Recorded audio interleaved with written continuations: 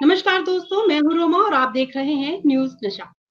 दोस्तों, आज हम चर्चा करेंगे मध्य प्रदेश की कुछ महत्वपूर्ण घटनाओं पर, जो न केवल राजनीतिक दृष्टिकोण से महत्वपूर्ण है, बल्कि सामाजिक मुद्दों पर भी प्रकाश डालती है। सबसे पहले हम बात करेंगे पद्मश्री सम्मानित गोट कलाकार दुर्गाबाई व्योम की, जिन्हें मुख्यमंत्री मोहन यादव ने भाजपा की सदस्यता दिलाई। यह एक महत्वपूर्ण घटना है जिसमें सांस्कृतिक पहचान और राजनीति का मिलन हो रहा है। फिर वही हम चर्चा करेंगे उन नेताओं की जो कांग्रेस से भाजपा में शामिल हो गए और जिन्हें राजनीतिक नियुक्तियां मिलने की उम्मीद भी है। क्या ये कांग्रेस के लिए एक बड़ा झटका है या भाजपा की रणनीति का हिस्सा है? अंत में हम जिले की एक भावुक कहानी की बात करेंगे जो आगर जिले से है, जहां एक पिता अपनी बीमार बेटी की जान बचाने के लिए शासन प्रशासन से गुहार लगा रहा है। क्या ये एक संकेत है कि हमारे सिस्टम में सुधार की आवश्यकता है? इन सभी मुद्दों पर विचार करते हुए आइए हम गहराई से जानेंगे इन घटनाओं से। इस पर और अधिक बातचीत करने के लिए आज हमारे साथ हमेशा की तरह मौजूद है मध्य प्रदेश से राजकुमार यादव जी। राजकुमार यादव जी, नमस्कार, स्वागत है आपका। नमस्कार, नमस्कार। धन्यवाद आपका। जी, जो पहला सवाल आपसे आज ये है वो है, कांग्रेस से भाजपा में आए नेताओं की राजनीति नियुक्तियों से मध्य प्रदेश की राजनीति पर क्या प्रभाव पड़ सकता है? जी, रोमा, मैं बता दूं आपको, जी। भारतीय जनता पार्टी के पास जो सिटिंग एमएलए हैं, 170 के आसपास हैं। तो कांग्रेस, जहाँ तक कांग्रेस की बात करें, तो इस जी। समय कांग्रेस से भाजपा में आने वाली बात हो या भाजपा से कांग्रेस में जाने वाली बात हो, अभी मध्य प्रदेश में इस तरह का कोई चुनाव है नहीं, तो इससे ज़्यादा कोई असर और प्रभाव वाली बात कोई है नहीं है। दूसरी बात जी। आपने बताया कि जो दुर्गा, जो सम्माननीय जनजाति महिला की एसटी समाज से जो आती है महिला, दुर्गावती जी, तो हाँ। उनकी जो सदस्यता की बात की है आपने कि उनकी जो भारतीय जनता पार्टी में डॉक्टर मोहन यादव मुख्यमंत्री ने सदस्यता घर जाकर के दिलाई है। जी। सवाल सदस्यता का नहीं है, सवाल ये है कि जो है एसटी समाज हो, एससी समाज हो या ओबीसी हो, इसमें भारतीय जनता पार्टी कितना सम्मान देती है। सदस्यता का कुछ नहीं, सदस्यता तो कहीं न कहीं हमारे कोई। जो देश में, चाहे वो भारतीय जनता पार्टी हो, कांग्रेस या अन्य पार्टियों में, सदस्यता कोई भी ले सकता है। और कोई भी मुख्यमंत्री हो, प्रधानमंत्री हो, जब एन चुनाव आता है या चुनाव भी नहीं होता है, तो उसके घर जाकर के भोजन भी कर लेते हैं और सदस्यता भी दिला देते हैं। ये बड़ी बात नहीं है रोमा। लेकिन बड़ी बात ये है कि वास्तव में ये लोग दिल से अगर मान लो भारतीय जनता पार्टी लोग हैं, बीजेपी के लोग हैं, ये लोग वास्तव में स्वीकार करते हैं क्या इस तरह की जो जातिगत भेदभाव है बिल्कुल खत्म कर देते हैं क्या? ये सवाल है। मुझे नहीं लगता कि कहीं न कहीं किसी तरह से इन लोगों में जो जातिवाद का जो भेदभाव है वो खत्म हो पाता है। जैसे कि मैं आपको कुछ एग्ज़ाम्पल भी बताना चाहूँगा कि आपने देखा होगा कि जब श्री राम मंदिर का अयोध्या में उद्घाटन हुआ, तो वहाँ पर मोदी जी से लेकर के सभी जो है मूवी के एक्टर, फ़िल्मी एक्टर और संत मठाधीश पहुँचे। लेकिन वहाँ पर आपको कोई भी ओबीसी और एससी-एसटी का नहीं दिखा होगा। हमारे देश बिल्कुल। में प्रथम नागरिक की अगर बात करें तो प्रथम नागरिक हमारे देश में जो है सम्मानित होते हैं राष्ट्रपति महोदय। तो हमारे देश की जो आदिवासी महिला को, सम्मानीय आदिवासी महिला द्रौपदी मुर्मू जी को बना दिया इन्होंने। बना भले दिया, लेकिन कहीं न कहीं उनको आपने श्री राम मंदिर के उद्घाटन में नहीं देखा होगा। जो लोकसभा सबसे बड़ा बड़ा जो पवित्र मंदिर होता है संविधान के अंतर्गत, उसमें आपने जी। उद्घाटन के दौरान आपने द्रौपदी मुर्मू जी को नहीं देखा होगा। ऐसी कई बिल्कुल सारी सही चीज़ें, बात तो है। ये सदस्यता दिलाना अलग बात है और दिल से इस बात को स्वीकार करना कि हम लोग आदिवासी या एससी या हम लोग ओबीसी को स्वीकार कर पा रहे हैं कि नहीं कर पा रहे हैं, इस तरह की जो है, ऐसा है कि कहीं न कहीं मुँह से कुछ और बोलते हैं और मन में कुछ और है। इस तरह की भेदभाव जो प्रणाली है, अगर इसको खत्म नहीं करेंगे तो इस तरह की बातों को मैं नहीं मानता कि इस तरह का जो दिखावा है, इसको मैं सिर्फ दिखावा भर मानता हूँ। जी, रोमा। चलिए, इस मामले में आपने जो आपकी राय है आपने वो रखी है। अब अगला सवाल मैं आपसे ये ले लेती हूँ। आगर जिले में एक पिता की गुहार हमें एक स्वास्थ्य सेवाओं के प्रति कितना सजग करती है? आखिर ये क्या है पूरा मामला जो जिले की बात अभी मैंने प्रोग्राम से पहले आपसे चर्चा की थी? आखिर ये मामला क्या है, इसके बारे में आप हमें बताएँ? जी, रोमा, मैं आपको एक बात बताऊँ, आगर जिला है, आगर जिला में के निवासी हैं। एक धंदेड़ा गाँव पड़ता है, धंदेड़ा। धंदेड़ा गाँव के निवासी हैं श्याम कुमार जी। तो श्याम कुमार जी की जो बच्ची है, अभी 5 साल की वो बच्ची है, उसका नाम जीविका है। तो जीविका के हार्ट में भी जो है दिक्कत है और उसके दिल में जो छेद है ना, वो वाल्व है ना, वो खराब हो चुका है। तो इसको लेकर के वो मध्य प्रदेश की से लेकर के वो दिल्ली में जो दिल्ली एम्स हॉस्पिटल में अस्पताल में इसका ऑपरेशन होता है।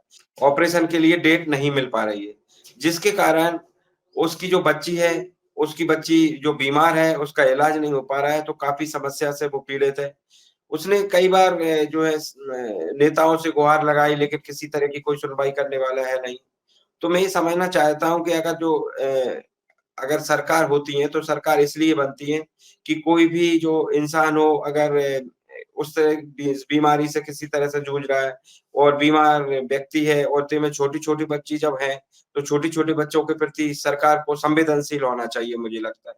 तो उसने कहीं न कहीं सभी नेताओं से गुहार लगाई है, सारी बातें हैं, लेकिन अभी तक उसका क्या है, इलाज नहीं हो पाया है। तो मैंने हमारे संगठन के माध्यम से भी सभी लोगों से बात की है कि आप इस मुद्दे को ज़्यादा से ज़्यादा उठाएँ, जिससे कि कहीं न कहीं चाहे वो देश की सरकार हो, केंद्र की सरकार हो या मध्य प्रदेश की सरकार हो, वो जागें और उस जो छोटी जो नौनिहाल बच्ची है, उस बच्ची को सुनिश्चित रूप से इलाज हो सके।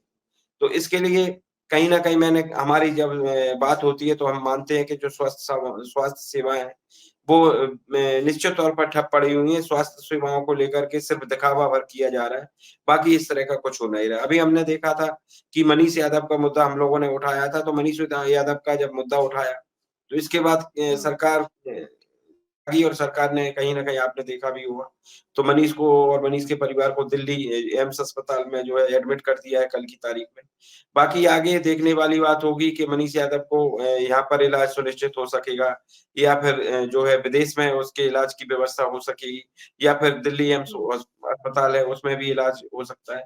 जो आगे भविष्य की बातें हैं कि क्या होगा, लेकिन मुझे खुशी इस बात की है कि मनीष ने भी अनशन किया और हम लोगों ने उस मुद्दे को जनता तक पहुँचाया और जनता का जब दबाव बना तो सरकार भी सख्ते में आई या सरकार को पता चला कि इस मुद्दे को हम लोगों को मनीष को इलाज करवाना पड़ेगा, नहीं तो ये जनता का बहुत बड़ा मुद्दा बन चुका है। नहीं तो इससे पहले तो शिवराज सिंह चौहान से लेकर के सब सारे नेता उसको सिर्फ़ आश्वासन तक दे देते थे, चूँकि दिखावा करने के लिए, बाकी कोई उसकी मदद करने के लिए इससे पहले तैयार नहीं था। जी रोमा। मनीष यादव से आपकी बातचीत चल रही है इस समय? कहाँ, कैसा, क्या चल रहा है? ट्रीटमेंट उनका स्टार्ट हुआ? आगे की क्या प्रोसीजर है? आपकी बातचीत हुई फ़ोन पर उनसे? जी, निश्चित तौर पे कल मनीष रवाना हुए थे। मनीष रवाना होने के बाद लगातार मनीष के परिवार के संपर्क में था और लगातार हुँ। मैंने सोशल मीडिया के माध्यम से मनीष की अपडेट लगातार जो है जनता को देने का भी प्रयास किया।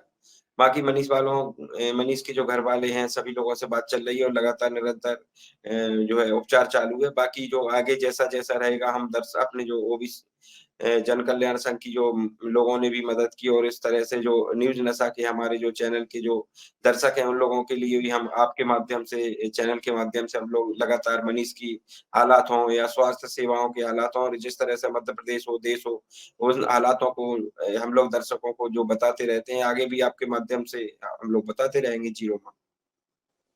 जो मनीष हैं वो तो अनशन पे बैठे, उनकी सुनवाई होगी, उनका इलाज स्टार्ट हो गया। लेकिन क्या ऐसे भी बहुत केस होते होंगे मध्य प्रदेश में जिनकी सुनवाई नहीं होती, तो वो लोग क्या करते हैं फिर? उनको किन जी। परेशानियों का सामना कर जी, निश्चित रूप से मैं आपकी बात से सहमत हूँ और हुँ, उसी का जो एक उदाहरण आया है ना सामने, अभी मनीष का उपचार कल शुरू ही हुआ है कि आज ने एक नया मामला आ गया।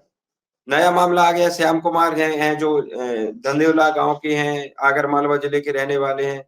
जब उनको पता लगा कि न्यूज़ नशा के माध्यम से, ओबीसी जन कल्याण संघ के माध्यम से हम लोगों ने जब मनीष का मुद्दा उठाया था, तो उन्होंने सोचा कि कहीं न कहीं हमारी जो बच्ची है अस्पताल में जो है दिल्ली एम्स में ऑपरेशन नहीं हो पा रहा है, उसके बाल में छेद है, हुँ। हार्ट कमज़ोर हो चुका है उसका, तो ऑपरेशन नहीं हो पा रहा है, तो जिसके कारण उनको जब समझ में आया कि कहीं न कहीं हम लोगों को इस मुद्दे को जो है जनता के बीच में लाना पड़ेगा, अन्यथा हमारी चाहे कोई भी जो है जनप्रतिनिधि हो नेता हो, कोई भी अस्पताल के डॉक्टर्स हैं, ये लोग हमारी सुनने वाले नहीं हैं। तो निश्चित तौर पे जब इस तरह की चीज़ें दीजिए जो है चाहे वो जीविका का हो, चाहे वो मनीष का मामला हो, ये तो हमारे सामने आ गए हैं इसलिए हमको पता चल गया है कि इस तरह की बीमारियाँ से ग्रसित हैं।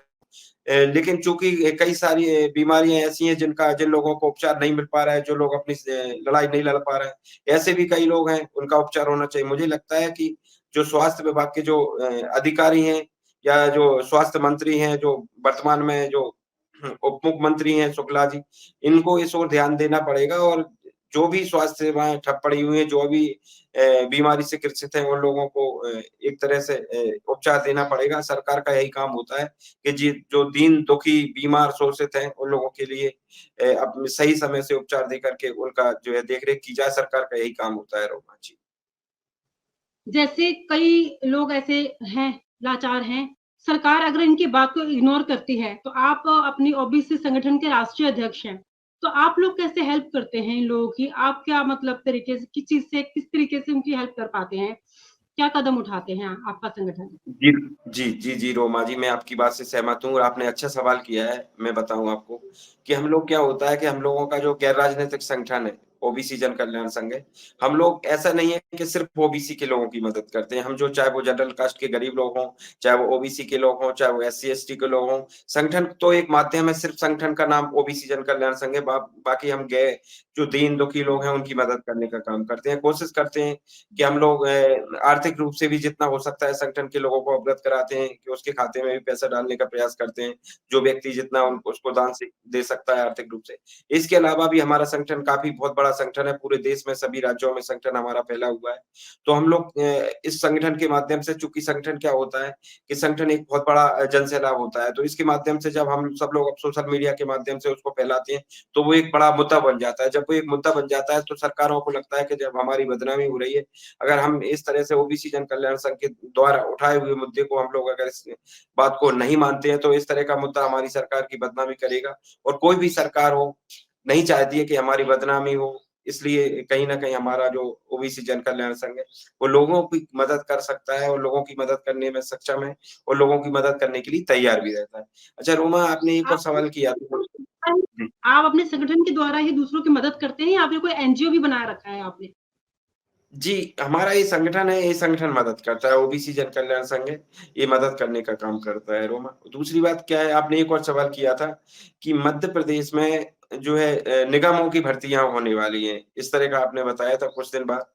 तो हुँ। मैंने बताया था आपने सवाल किया था कि कांग्रेस से आए हुए लोगों को नियुक्तियाँ हो सकती हैं या भारतीय जनता पार्टी के लोगों में। मैं आपको बता दूँ कि सवाल ये नहीं है कि ये नियुक्तियाँ हो रही हैं या नहीं हो रही।